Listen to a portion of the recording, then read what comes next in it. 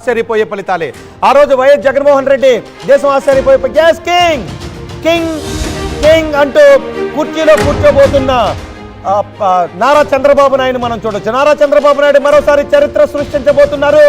4వసారి ముఖ్యమంత్రిగా ప్రమాణ స్వీకారం చేస్తున్న ఆంధ్రప్రదేశ్ ముఖ్యమంత్రిగా ఆయన చరిత్రను సృష్టించబోతున్నారు టీడీపీ అధినేత చంద్రబాబు. ఇంతవరకు ఆంధ్రప్రదేశ్లో ఎవరు కూడా 4 సార్లు ముఖ్యమంత్రి కాలేదు. ఇప్పుడు చంద్రబాబు ఆంధ్రప్రదేశ్లో చరిత్రను సృష్టిస్తున్నారు. ఆంధ్రప్రదేశ్లో చంద్రబాబు 4వసారి ముఖ్యమంత్రిగా అధికారాన్ని పీఠాన్ని ఎక్కబోతూ ఉన్నారు. ఆంధ్రప్రదేశ్ ఇప్పటికే చంద్రబాబు నివాసం దగ్గర భారీగా పోలీసు బలగాలు మోహరిస్తున్నాయి. ఒక్కసారి మనం 5 సంవత్సరాలు వెనక్కు వెళ్ళి ఒక ఘటనను గుర్తు చేసుకోవాలి.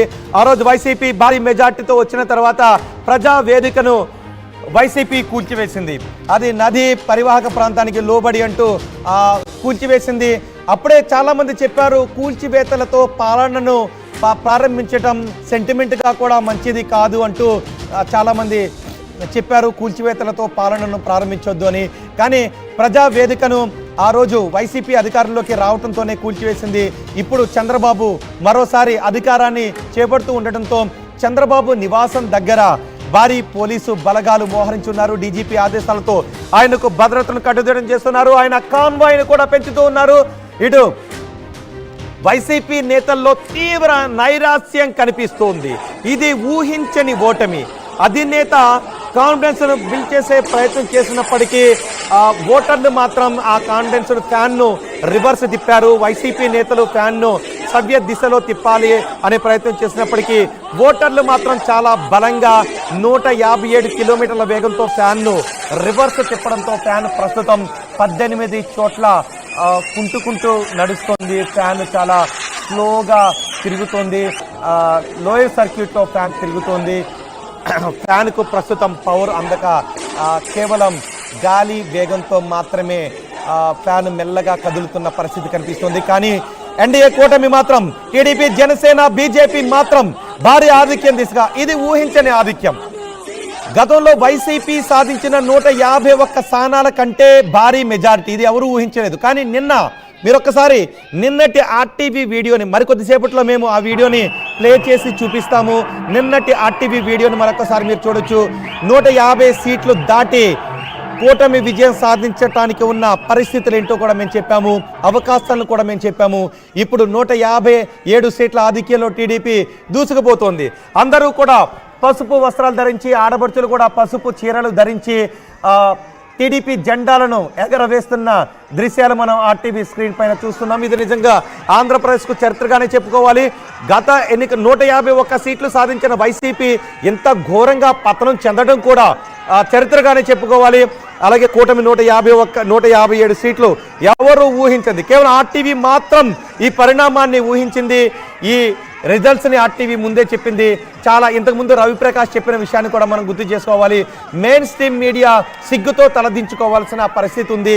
ఎవరైతే మెయిన్ స్ట్రీమ్ మీడియాలో యాంకర్స్ కావచ్చు, అక్కడున్న ప్రతినిధులు కావచ్చు, వైసీపీ ఖచ్చితంగా గెలుస్తుంది 150 స్థానాల్లో అంటూ అంచనాలను కావాలని తారుమారు చేసి చెప్పే ప్రయత్నం చేశారు అంటూ మనకి మాటలు కూడా వినిపించాయి. ఇప్పుడు వాళ్ళంతా కొంత అవమాన భారంతోనే చిరునవ్వును కనబరచాల్సినటువంటి పరిస్థితుల్లోనే ఈ ఫిగర్స్ని అనౌన్స్ చేస్తున్నారు. కొంత బాధగాను ఫిగర్స్ని అనౌన్స్ చేస్తున్న పరిస్థితి మనకి కనిపిస్తోంది. కొంత అవమాన భారంతోనే వాళ్ళు మనకి కనిపిస్తూ ఉన్నారు. కానీ ఆర్టీవీ మాత్రం అన్ని విషయాల్లోనూ సంచలనం సృష్టించింది.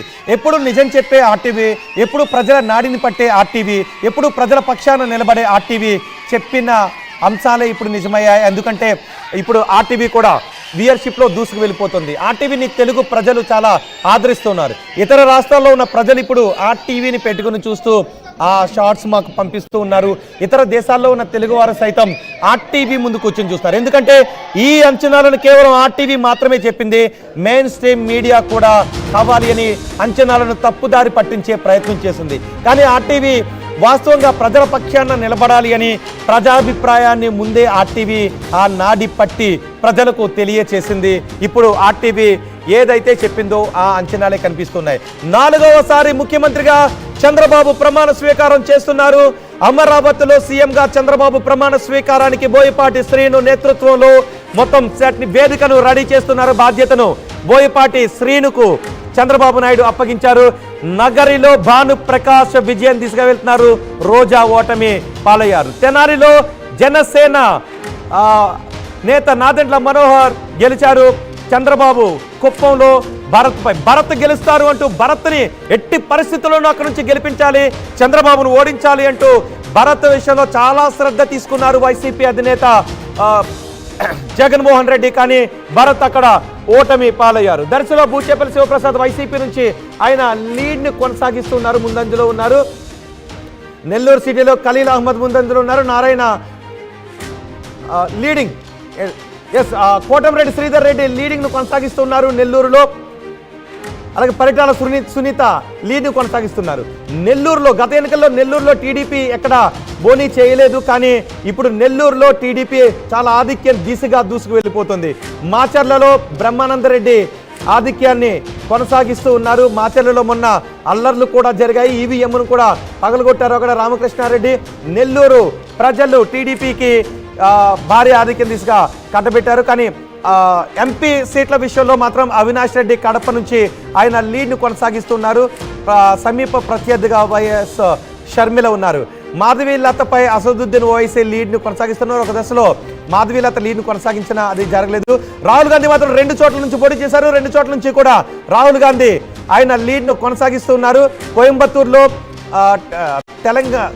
తమిళనాడు బీజేపీ ప్రెసిడెంట్ ఆయన వెనుకబడి ఉన్నారు. బాలకృష్ణ లీడ్ని కొనసాగిస్తూ ఉన్నారు. హిందూపూర్లో పులివెందులో వైఎస్ జగన్ లీడ్ని కొనసాగిస్తున్నారు. మంగళగిరిలో టీడీపీ నేత నారా లోకేష్ లీడ్ని కొనసాగిస్తూ ఉన్నారు. ఇక్కడ నారా లోకేష్ పైన మహిళను ప్రత్యర్థిగా నిలిపారు. అక్కడ పవన్ కళ్యాణ్ పై కూడా మహిళను ప్రత్యర్థిగా నిలిపిన పరిస్థితి మనకి కనిపించింది. కావాలని ఇలా చేశారు అంటూ కూడా వార్తలు వచ్చాయి. అది నగరిలో రోజా ఓటమి దిశగా వెళుతున్నారు. తెనాలిలో నాదెండ్ల మనోహర్ విజయం దిశగా ముందుకు పరుగులు పెడుతూ ఉన్నారు. కుప్పంలో చంద్రబాబు భరత్పై విజయం దిశగా వెళ్తున్నారు. భరత్ను గెలిపించాలని వైసీపీ అధినేత ప్రయత్నం చేసినప్పటికీ జనసేన, బీజేపీ, టీడీపీ ఎవరు కూడా ఆ అంచనాలను సాగనివ్వలేదు, ఆ వ్యూహాన్ని గెలవనివ్వలేదు. ఎక్కడెక్కడ అభ్యర్థులు గెలుపు దిశగా వెళుతూ ఉన్నారు మనం ఆర్టీవీ స్క్రీన్ పైన చూడొచ్చు. దర్శలో గొట్టిపాటి లక్ష్మి విజయం దిశగా వెళ్తున్నారు. నారాయణ నెల్లూరు సిటీలో నారాయణ విజయం దిశగా దూసుకు వెళ్తూ ఉన్నారు. నెల్లూరు రూరల్లో కోటంరెడ్డి శ్రీధర్ రెడ్డి ఆయన వైసీపీ पहले से शुरुआत से हम बता रहे थे डबल डिजिट सीट्स मिलेगा बोल के जो हमने कहा था वो संपूर्ण रूप से होगा. अच्छा, किस तरह देख रहे हैं अभी 400 पार का जो नारा था उसको, क्या आप सस्पेक्ट उसको अब वहाँ तक पहुँचेंगे क्या 400 पार? अभी तो 300 दिख रहा है और ज़्यादा गिनने का है, काउंटिंग करने का है, लास्ट में बता सकते हैं, मगर 300 के एबो तो अभी दिख रहा है. Thank you sir. వారణాసిలో నరేంద్ర మోదీ లీడ్ను కొనసాగిస్తున్నారు. హైదరాబాద్లో మాధవీలత వెనుకబడినారు. అసదుద్దీన్ ఓవైసీ గెలుస్తారు అని ఆర్టీవీ కూడా ముందే చెప్పింది. ఇప్పుడు ఆ సీటు వైసీపీకే ఉంటుంది. ప్రస్తుతం ఆంధ్రప్రదేశ్ ఫలితాలను మనం చూస్తే ఆంధ్రప్రదేశ్లో 157 సీట్ల ఆధిక్యంలో టీడీపీ దూసుకు వెళ్ళిపోతుంది. వైసీపీ మాత్రం 18 సీట్లకు మాత్రమే పరిమితమైన పరిస్థితి కనిపిస్తోంది. ఇటు భారతదేశంలో లోక్సభ ఎన్నికల్లో కూడా చాలా ఆశ్చర్యకరమైన ఫలితాలు వస్తున్నాయి. ఎగ్జిట్ పోల్ అంచనాలు మాత్రం లోక్సభకు నిజం కాలేదు. ఎన్డీఏ 297 స్థానాల్లో ఆధిక్యతను కొనసాగిస్తుంటే ఇండీ కూటమి చాలా బలంగా దూసుకొచ్చింది. 227 స్థానాల్లో ఇండీ కూటమి ఆధిక్యతను కొనసాగిస్తోంది. ఇతరులు 19 చోట్ల ఆధిక్యతను కొనసాగిస్తున్నారు. ఆంధ్రప్రదేశ్ విషయంలో టీడీపీ అధినేత చంద్రబాబు నాయుడు చరిత్ర సృష్టిస్తున్నారు. 4వసారి ప్రమాణ స్వీకారం చేయడం ద్వారా 4 సార్లు ఆంధ్రప్రదేశ్ నుంచి ముఖ్యమంత్రి అయిన ఘనతను ఆయన సాధించబోతున్నారు. మన ఆంధ్రప్రదేశ్లో మహిళలు పసుపు వస్త్రాలు ధరించి, పసుపు కండువాలు తలకు ధరించి సంబరాలు చేసుకుంటున్న పరిస్థితి కనిపిస్తుంది. కృష్ణమోహన్ కూడా మనకు అందుబాటులో ఉన్నారు. కృష్ణమోహన్, ప్రస్తుతం మీరు ఎక్కడున్నారు? అక్కడ టీడీపీ నేతలు ఏం చెప్తున్నారు?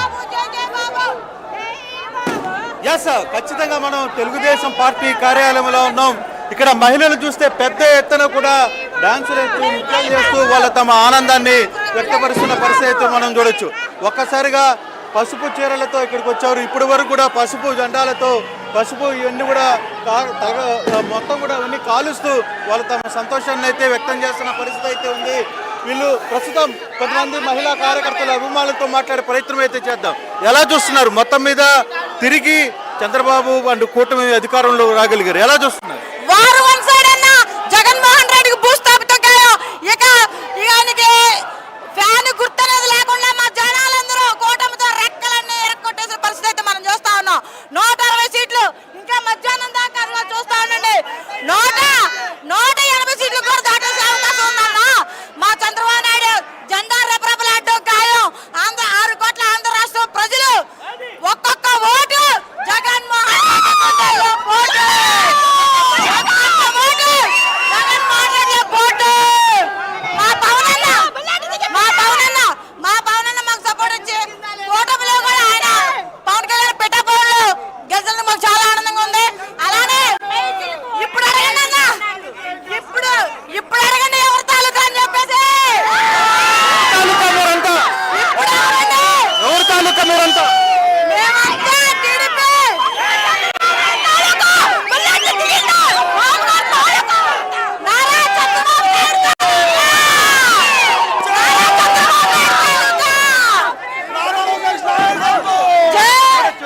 ఏంటి మీరు చాలా కాలంగా చూశాను, మీరు ఎక్కడో సాఫ్ట్వేర్ లో ఉండి కూడా ఇక్కడికి వచ్చి ఈ ప్రోగ్రామ్ అటెండ్ అవుతున్నారు, ఎలా అనిపిస్తుంది?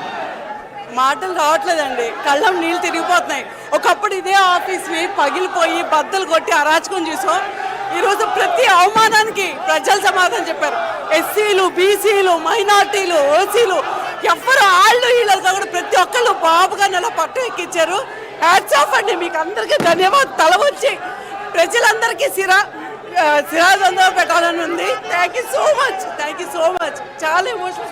అంటే మీతో పాటు చాలా మంది బయట ప్రాంతాల నుంచి కూడా వచ్చారు. ఎలక్షన్ కౌంటింగ్ మీరు ఇంత రిజల్ట్స్ ఊహించిన పరిస్థితి అయితే ఉందా? అంటే 140+ నిజంగానే 140+ ఊహించాం. బట్ 160 రావాలి, 170 రావాలని ఎవరికైనా ఉంటుంది కదా. ఇలా ఉంటుందా, జనాలు మమ్మల్ని ఇలా మోస్తారని అనుకోలేని చేతులెత్తి దండం పెడుతున్నాం. Thank you so much. Voter మహాశైలికి, ఏపీ ఓటర్ మహాశైలికి, అలాగే విదేశాల నుంచి దేశాల నుంచి లక్షలు ఖర్చు పెట్టి వచ్చిన ఓటర్ మహాశైలందరికీ పాదాభివందనం చేసుకుంటున్నాం. మళ్ళీ ఆంధ్రప్రదేశ్ ని బతికించారు. పోలవరం ఆంధ్రుల జీవనాడి, అమరావతి మా రాజధాని, ఆంధ్రుల రాజధాని. మీరేమనుకుంటున్నారు? ఆంధ్రప్రదేశ్ గడ్డ, తెలుగుదేశం అడ్డ.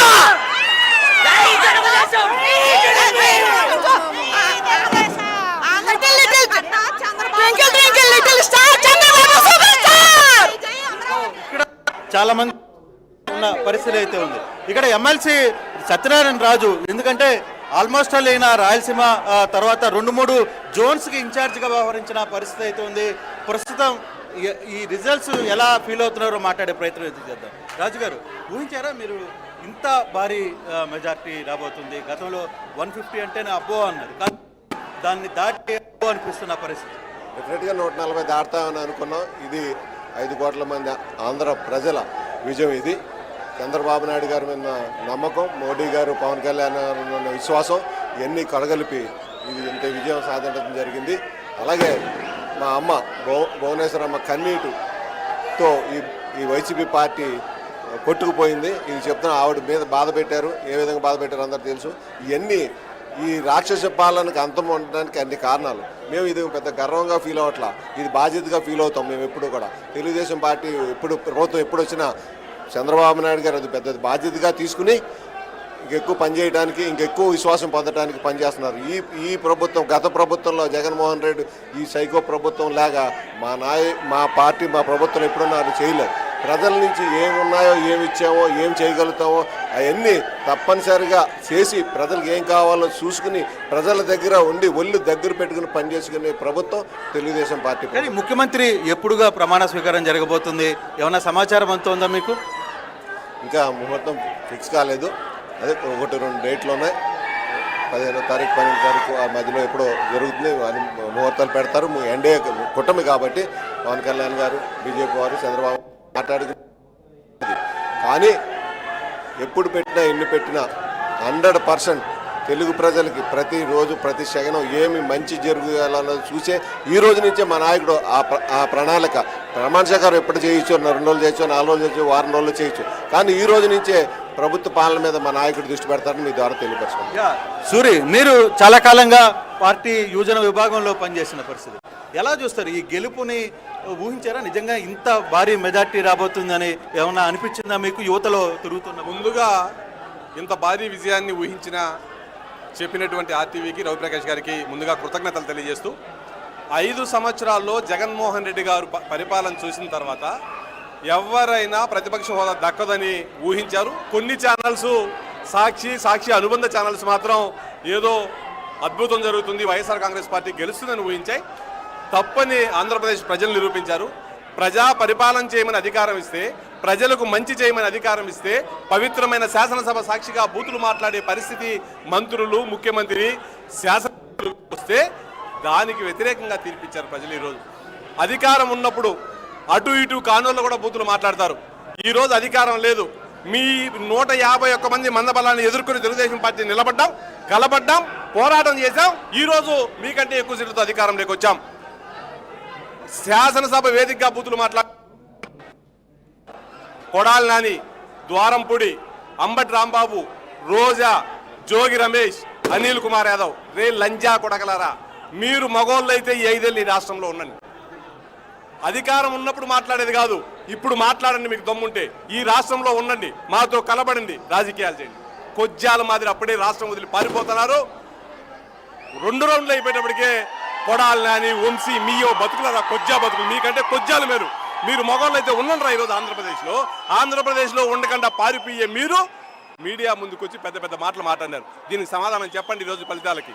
కాబట్టి జగన్మోహన్ రెడ్డి, మీరు కూడా వాళ్ళు మాట్లాడారు కదా అని చెప్పి రేపు ప్రభుత్వం మీ చేతిలో ఉంది కాబట్టి మీరు కూడా అదే దిశగా మాట్లాడాలి, అదే విధంగా వ్యవహరించే పరిస్థితి ఉండబోతుందా? తప్పకుండా ఈ 6 నెలల పాటు వాళ్ళు ఏదైతే తెలుగుదేశం పార్టీ కార్యకర్తలకు, నాయకులకు ఇచ్చారో దానికి రిటర్న్ గిఫ్ట్లు ఇస్తారు. లేదు, లోకేష్ గారు రెడ్ బుక్ లో ఎక్కిన ప్రతి అధికారి, రెడ్ బుక్ లో ఎక్కిన ప్రతి ఎమ్మెల్యే, రెడ్ బుక్ లో ఎక్కిన ప్రతి మంత్రి, మీకు నిద్ర రావు. రాత్రుల్లో పడుకుంటే ఏం జరుగుతుందో తెలియదు, పడుకుంటే నిద్ర రాదు, రాష్ట్రం వదిలి పారిపోలేరు, పారిపోయినా పట్టుకొని వచ్చే పరిస్థితి. కాబట్టి మీకు సినిమా ఇప్పుడుంది. వైఎస్ఆర్ కాంగ్రెస్ పార్టీకి ఈరోజు రాజకీయ సమాధి కట్టారు ఆంధ్రప్రదేశ్ ప్రజలు. ఈ 7 మంది నాయకుల రాజకీయ సమాధి, ఈ 7 మంది నాయకులకు బతుకంటే విరక్తి రాబో 1-2 నెలల్లో కనపడుతుంది. మిమ్మల్ని మీరు కాపాడుకోండి. గత 5 సంవత్సరాలు మీరు చేసిన తప్పులకు ప్రాయశ్చిత్తం పొందండి. ప్రాయశ్చిత్తం పొందినా తెలుగుదేశం పార్టీ నాయకులు, కార్యకర్తలు వదిలిపెట్టే పరిస్థితి లేదు. కాబట్టి మిమ్మల్ని ఆ దేవుడు కాపాడాలని కోరుకుంటున్నాను. చాలా ఎమోషనల్ గా మాట్లాడుతున్న పరిస్థితి. తమ నాయకుల పట్ల జరిగిన అరాచక